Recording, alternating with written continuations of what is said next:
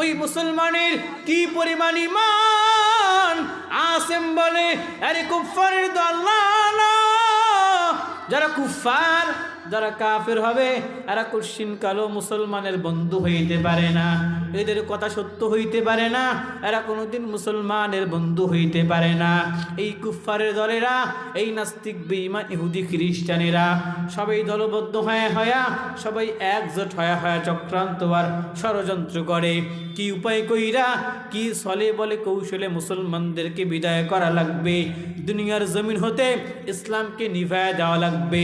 এই কাফের দল কাফের, তার কথার দাম নাই।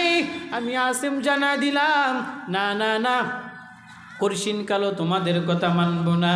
আমি আসিম প্রয়োজনে আমার জীবনটা বিলীন করে দিয়ে দেব, এরপরেও তোমার মতো কুফফারের কথা আমি বিশ্বাস করব না। যখন মুসলমান কথা শোনে না বারবার বলে আনজিলুনা লা ইয়াকতুলুনা মিনকুম মাহাদা।